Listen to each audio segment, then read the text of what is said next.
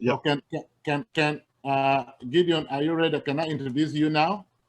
Yes, please, I'm ready. Yeah, okay. Okay, our next speaker, the second speaker, is Dr. Gideon Gabriel Malwa. Dr. Malwa is a consultant physician in diabetes and endocrinology at Queen's Hospital at Romford in East London, here in United Kingdom.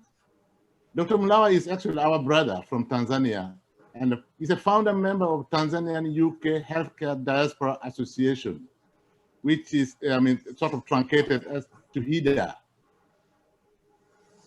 Dr. Malwa obtained his medical degrees from Princeton University in Bulgaria in 1997. But he did his specialist training here in the United Kingdom with the London and Wessex Deaneries, where he specialized in diabetes and endocrinology within the internal medicine.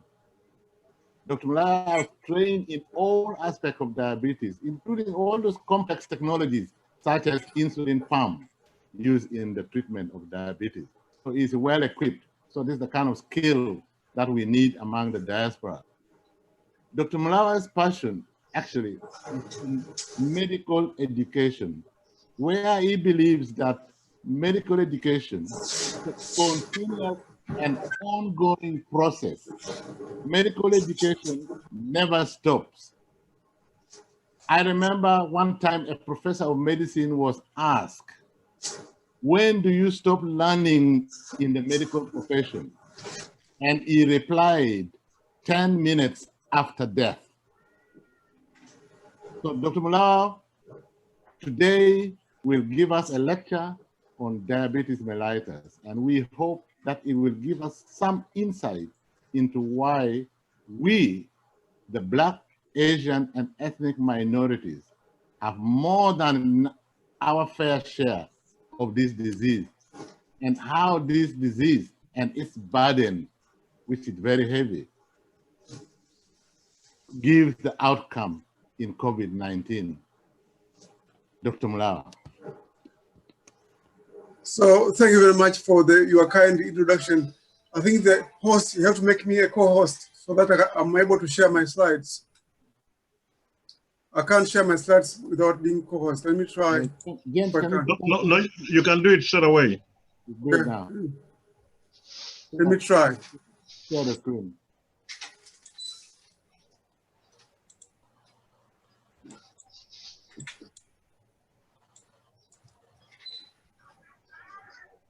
That should be that green screen share. Green.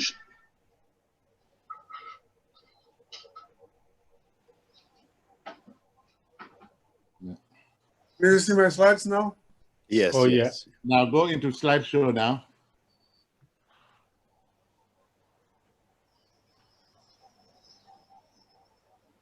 That's it, yeah. That's it. We are running. Yep. So thank you very much for your kind introduction. And my name is Dr. Gideon Malwa. I'm based at Queen's Hospital, Romford in East London. And I'm sorry I'm on my scrubs because I'm on call today. And in today's talk, I'm going to talk about diabetes and you. And as part of the talk, I'm standing here as a part of East African diaspora community to head as a member, founding member, and also as a treasurer. So I'll talk about both type 1 and type 2 diabetes in short, in terms of definition, but also I'll talk about the complication of both type 1 and type 2 diabetes and how we manage them. Most importantly, in the light of pandemic and of COVID-19, we're going to talk about diabetes and COVID-19, but in short, in terms of what is special about having comorbidities such as diabetes and the COVID-19 in terms of outcome for patients with COVID-19. And I've looked after a lot of patients during COVID pandemic throughout the first wave and now the second wave in front line. So when you define diabetes, it's just a chronic condition whereby there's persistent high sugar levels for a long time. And if I take a figure of a sugar level more than 6 fasting sugar level and more than 8 after 2 hours of eating, that can be a sign of somebody having diabetes. And we know that in patients with diabetes, they don't produce enough hormone called insulin, which is a very important hormone, which is produced in the pancreas. And with that, the function of insulin hormone is to transport glucose within the cells to be used as a source of energy. So for different parts of the body or cells to use glucose as a source of energy, you need insulin as a key to open the cells for the sugar level, for the sugars to go through the cells and be utilized as a source of energy. So the lack of insulin or inability of insulin of the body's response to insulin can cause high sugar levels or hyperglycemia. And if you get high sugar levels for a long time, that can lead to complications, which I'll be talking later in my next few slides. So this slide just summarizes what is the current state of diabetes worldwide. We've got over 460 million people with diabetes living in the world, and that number will go up to over 700 million by 2045. In Africa alone, we've got about 20 million people living with diabetes, and that number will go up to over almost 47 million by 2045. In the UK, we've got about 4 million people living with diabetes. And if you look at this slide, it tells you that diabetes is a big problem, not only within the UK, but worldwide. So this slide just summarizes and repeats what I've just told you in terms of prevalence of diabetes worldwide in different parts of the world, in terms of continent by continent or country by country. So let us talk about type 1 diabetes as a condition. It belongs to a group of conditions called autoimmune conditions. And in this case, patient with type 1 diabetes is due to defective immune system, whereby the body incorrectly identifies part of the body as foreign, in this case, beta cells, leading to destruction of beta cells, and with that, less production of insulin or lack of insulin altogether, causing hyperglycemia and therefore type 1 diabetes. But there are other contributing factors. So when we talk about type 1 diabetes, we talk about genetic contribution, that people with who have got a genetic component of type 1 diabetes, but also we get the so-called environmental contribution of the so-called initiators or accelerators of type 1 diabetes.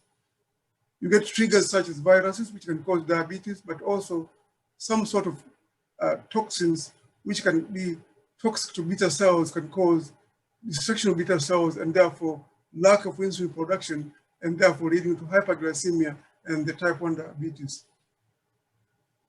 One cannot ignore the role of bad diet in terms of making diabetes worse, and therefore dietary factors contribute to type 1 diabetes.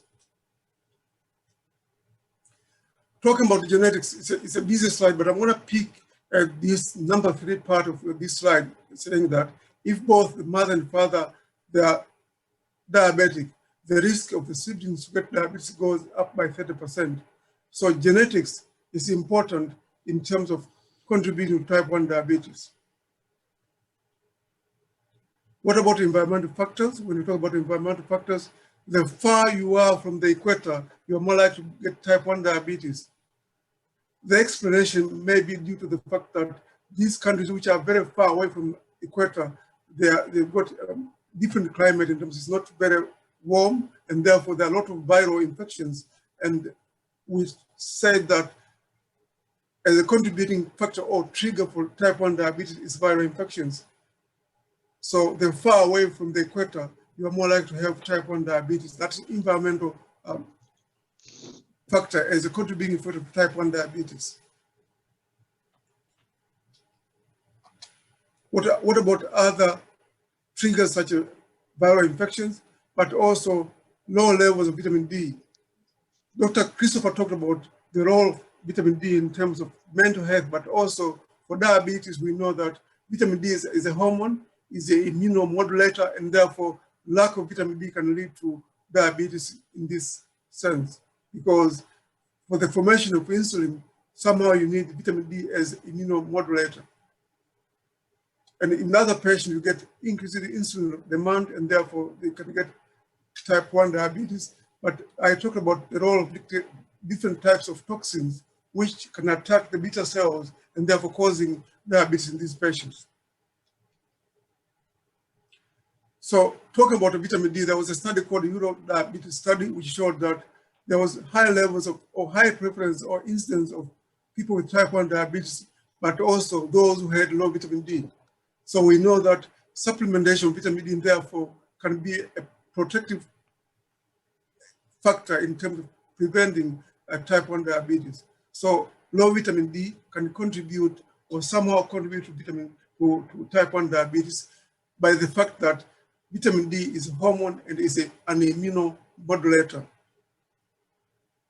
So in those people living away from the equator, they've got low levels of vitamin D, especially those with black skin, African and Asians, because there's a lack of sunlight in these countries, especially away from the equator, whereby the sunlight is limited for a few months in a year. And Dr. Christopher talked about where are the source of vitamin D. One of them is from nutrition, but also the sunlight is a source of vitamin D, whereby you get from sunlight, you get different mechanisms by which vitamin D, active form of vitamin D is formed to be able to function and to help people absorb different nutrition. So we know that there's an association between type 1 diabetes and different viruses.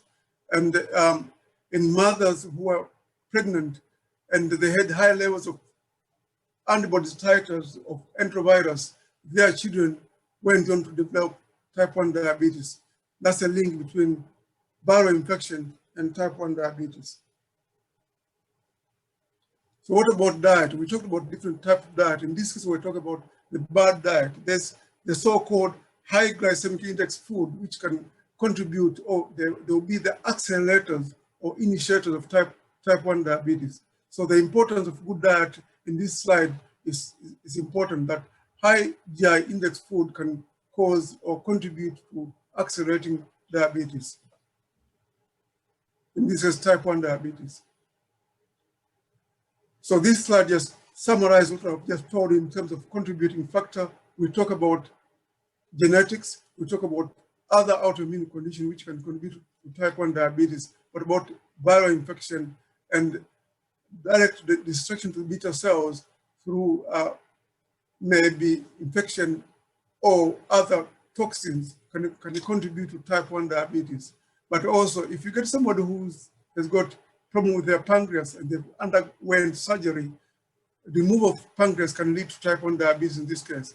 And one cannot ignore the environmental factor. All of these are contributing to type 1 diabetes.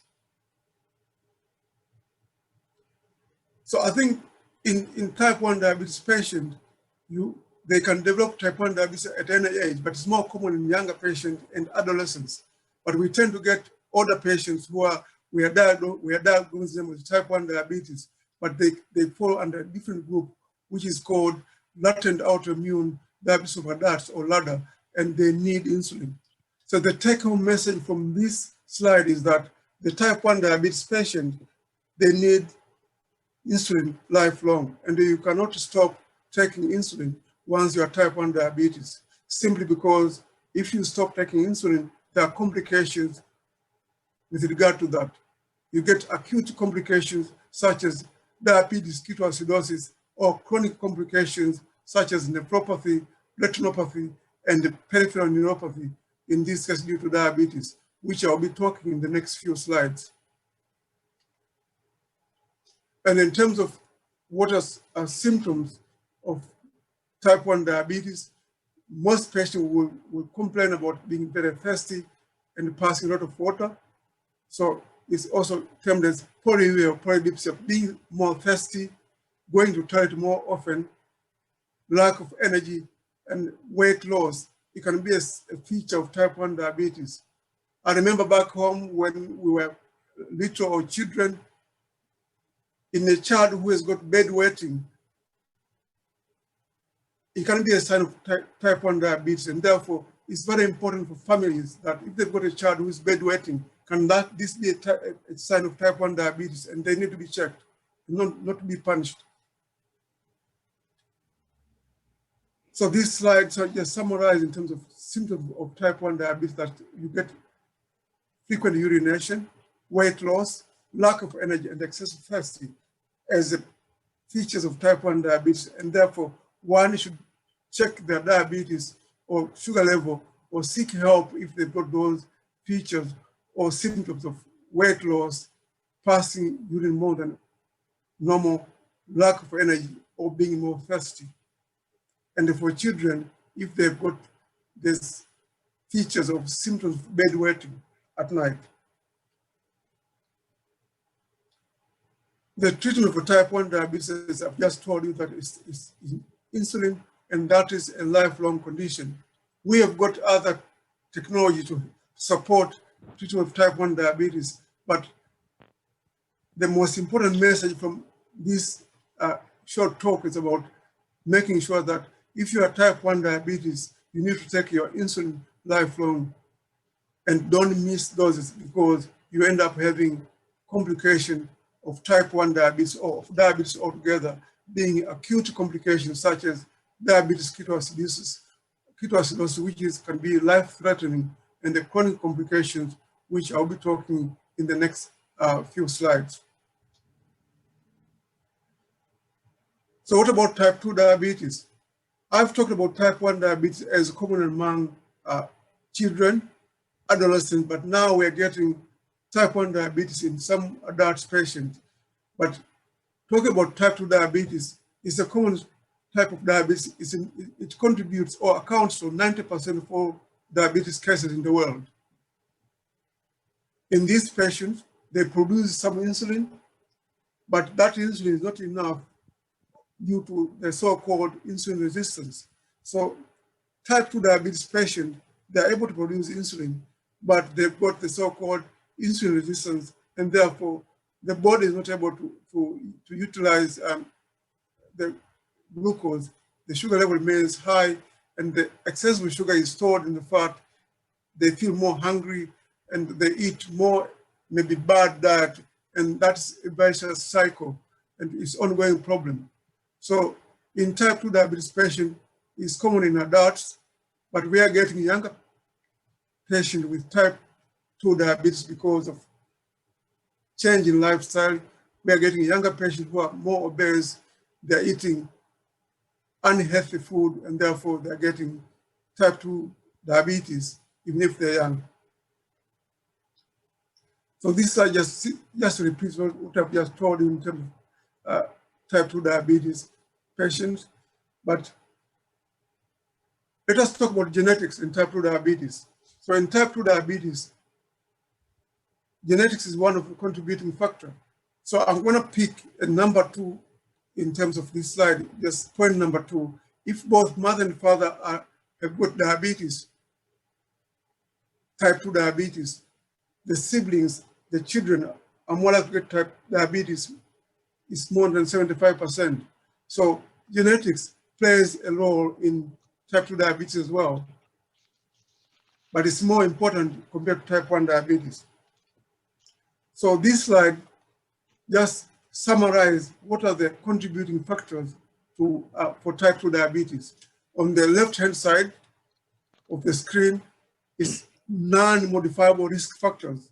On the right side are modifiable risk factors, namely lack of exercise, being overweight, having high blood pressure, having high cholesterol.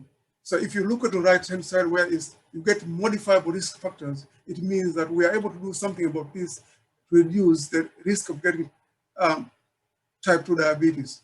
So lack of exercise, high blood pressure, being overweight are modifiable risk factors for type 2 diabetes. On the left-hand side, there are non-modifiable risk factors in this case. If you have got a family history of diabetes, you cannot change the genetics. So genetic contribution, you're going to change it. If you're older, age of more than 45 years old, you're at risk of getting type 2 diabetes. You cannot change your age. You got to modify that. So we know that type 2 diabetes is more common in among ethnic minority, Afro-Caribbean, Asians.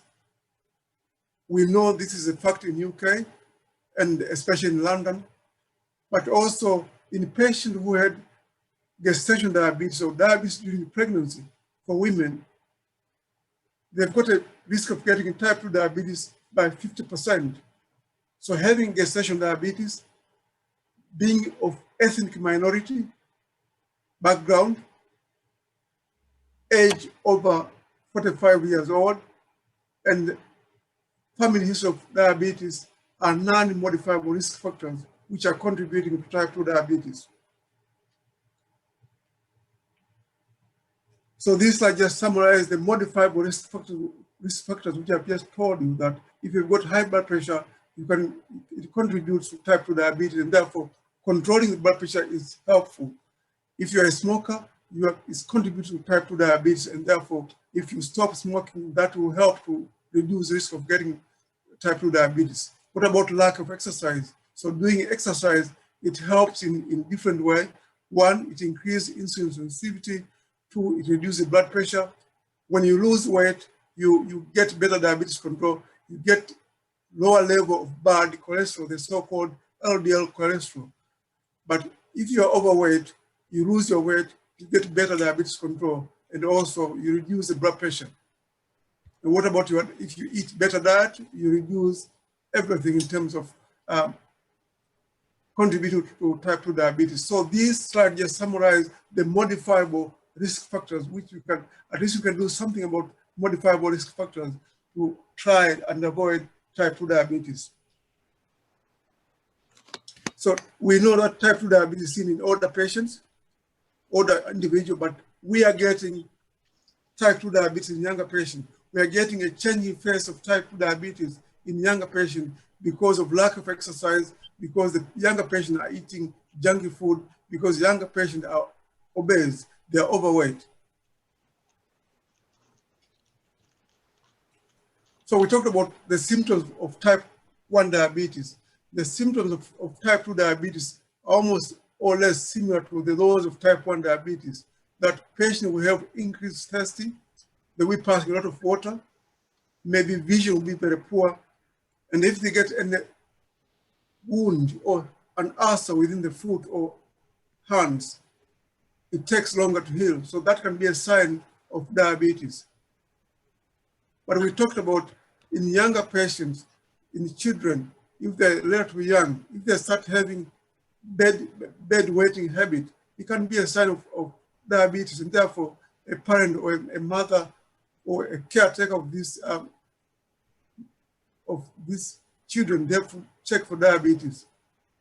And the onset of type 2 diabetes is usually very slow. That's the difference between type 1 diabetes. The onset is very quick. It's a matter of weeks and not months.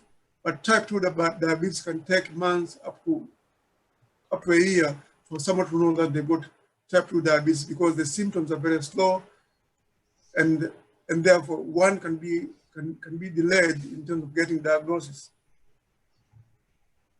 So this slide just summarizes what are the symptoms of type 2 diabetes. You get blurring of the vision, you get easy infections such as fungal infection or genitourinary infection of the so-called UTIs, unexplained weight loss, but sometimes people can just complain numbness to the feet. But if they've got wounds or any ulcer, it's slow healing wounds. And therefore one has to ask themselves that if I get a wound which is slow healing, can this be diabetes, in this case type 2 diabetes? So I've just touched in both type 1 and type 2 diabetes, but let me talk about the complications of both type 1 and type 2 diabetes. So we know the complication can be that of heart diseases, but also it can affect the kidneys, the so-called nephropathy. But it can affect the nerves to the feet, causing neuropathy. And diabetes is the leading cause of blindness at least in the Western world, in the global north. And we know that diabetes is the #1 cause of kidney failure in Western world. If you get diabetes, you can have slow healing wounds and get complications leading to diabetic foot ulcers. And if it's severe infection, it can lead to osteomyelitis and therefore leading to amputations. So some patients with very poorly controlled diabetes, whether it's type 1 or type 2 diabetes, unfortunately, they end up having bad chronic foot ulcers, leading to osteomyelitis, leading to recurrent infections, and therefore needing amputations. So this slide just summarizes what I've just told you in terms of it can cause blindness, retinopathy, it can cause heart problems or ischemic heart disease. It can cause kidney problems. So we know that diabetes is the #1 cause of kidney failure in the Western world, at least. And then it can cause nerve damage to both hands and feet. And some people with diabetes can have bad teeth or tooth decay, leading to complications and infections. And what about the cause of strokes? So we know that with diabetes, you get narrowing of blood vessels, and that can lead to both heart attacks and strokes as a complication of diabetes. So those patients who are diabetic, they are at much higher risk of getting either heart attack or strokes because of diabetes. And therefore, managing or controlling their diabetes is vital and important to avoid those complications. So this is just much the same of what I've just told you in terms of the complication of diabetes being stroke, heart attack, peripheral neuropathy. You can have cataract. Some people get retinopathy because of bleeding behind the eyes, and the so-called nephropathy, which is kidney problems. So let me talk about the management of diabetes, because in terms of managing diabetes, we've seen the contributing factors. Some of them are modifiable and some of them are not modifiable. So I'm going to concentrate on those modifiable risk factors in terms of the role of balanced diet. So healthy diet helps in terms of getting better diabetes control and therefore reducing complications. This is not an example of a healthy diet, so I'm trying to insist in terms of saying that avoid unhealthy diet. This individual who is eating a lot of chips is rich in carbohydrate, and therefore maybe it's too much for that. It's one example of high glycemic index food, which can contribute to high blood sugar levels, but it can contribute to obesity and therefore high blood pressure, high cholesterol, especially the LDL cholesterol, and the risk of getting heart attack and strokes. So what about exercise? So doing exercise at least 30 minutes per day, brisk walk is enough. If you're able to run, if you're able to go to the gym, that can help in terms of management of diabetes.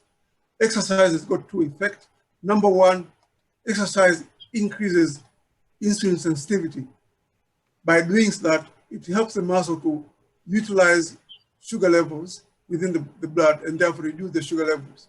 But also when you exercise, you reduce the so-called bad cholesterol, which is LDL cholesterol.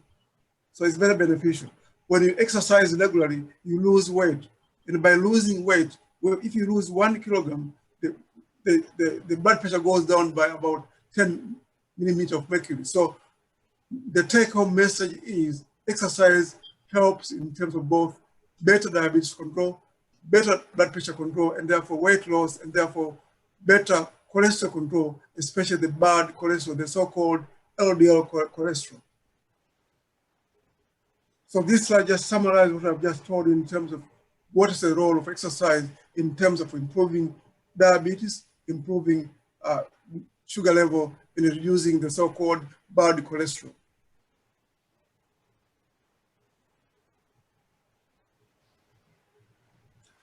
So the managing type 2 diabetes is a combination. So we said initially you look at lifestyle modification, looking to try and modify the modifiable risk factors, which I've just mentioned. And if that does not improve with your diabetes, we start with medical therapy, which will be in the form of tablets, but also some of the patients who are type 2 diabetes for many years, unfortunately, eventually they end up taking insulin. So they can be given insulin. So they can have be both tablets or injections as part of the treatment of type 2 diabetes. But most importantly, you try and modify the risk factors first by having healthy diet, exercise, reducing other risk factors such as blood pressure, and by doing that, you can help manage your diabetes.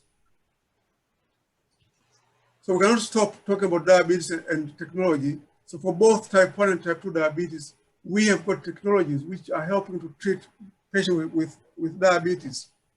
So in this case, we can use artificial pancreas or the so-called insulin pump. It's an example of artificial pancreas, but it's not a complete artificial pancreas because you still need an individual to operate the pump. So we use insulin pump in both type 1 and type 2 diabetes, but most often in type 1 diabetes with poorly controlled type 1 diabetes and those who are getting recurrent, disabling, unpredictable hypoglycemia. And therefore that affects their quality of life. And in my clinic here, I've got a few patients who have put on insulin pump. So we are getting patients who are using technology for their diabetes to support their management and therefore improve their quality of life. And the most recently, we've got a so-called flash glucose monitoring or freestyle Libra, which is just, you attach the sensor to under the skin, and from that, every 15 minutes, you get a reading of glucose levels. We use this in patients with poorly controlled diabetes, but also there are patients who are diabetic.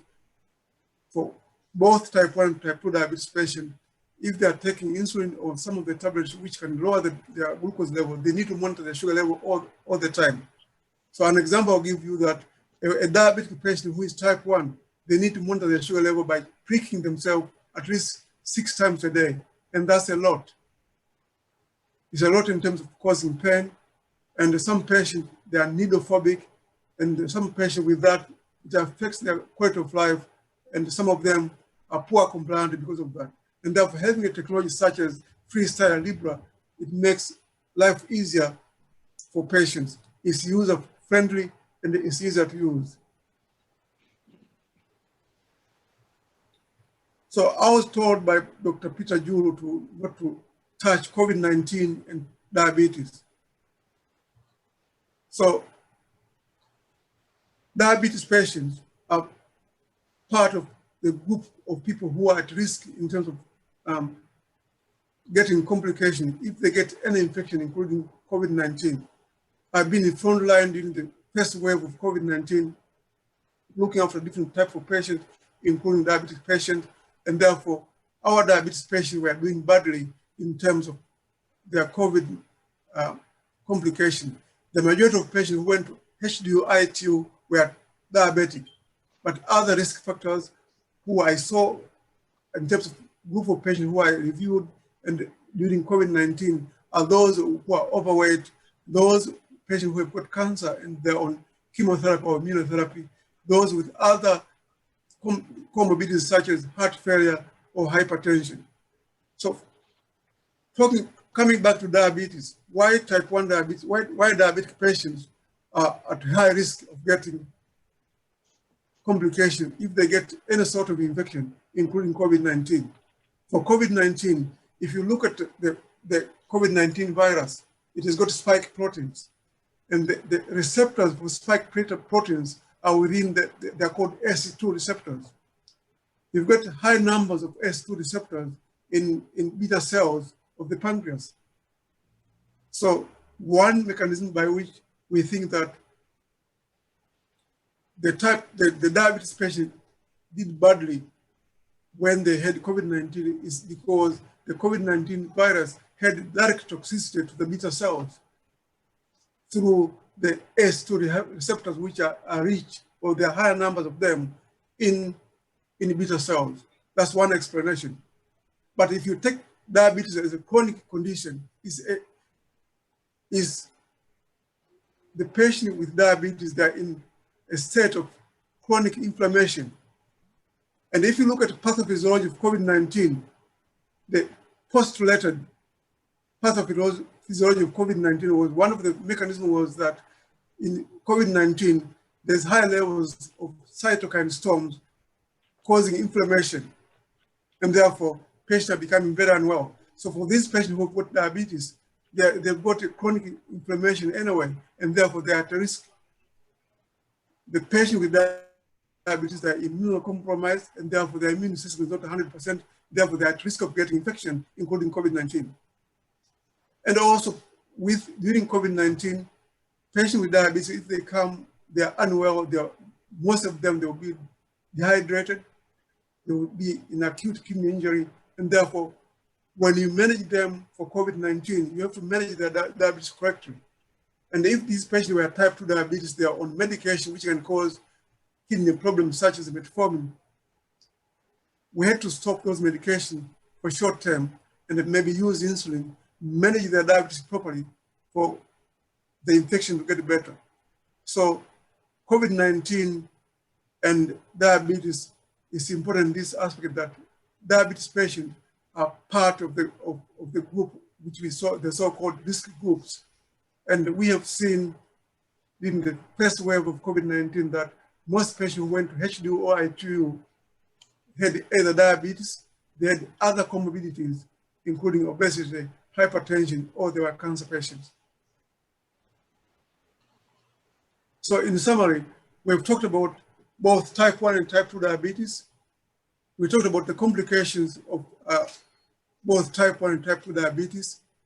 We talked about the contributing factors, and most importantly, the modifiable risk factors. I think that's it. I want people to take this home as a message that you can modify the risk factors and therefore avoid getting diabetes, or if you've got diabetes, to try to make sure that your diabetes is controlled. But also I've touched about the role of diabetes as chronic condition, as risk factor for worse prognosis or doing badly if you get COVID-19. And the management of diabetes patients is not a one-man or one-person task. So I cannot insist enough the role of the multidisciplinary team. And my team is made up of dietitians, diabetes nurses, family members of the patient, because they are important, and of course the doctors. And I will say that I want you to stay safe and look after yourself. We are in the second wave of COVID-19, and those patients who are diabetic, they have to make sure that they take their medication regularly. They have to make sure that they're in touch with their healthcare professionals to get support. And if they come to hospital, they will be looked after by a diabetes team, including myself. I'm a member of Diabetes UK, and I do charity. And in 2017, I did the London Bridge Challenge, where I walked through the 12 London bridges. And I will encourage you to support Diabetes UK, because they do a lot of research. Thank you very much.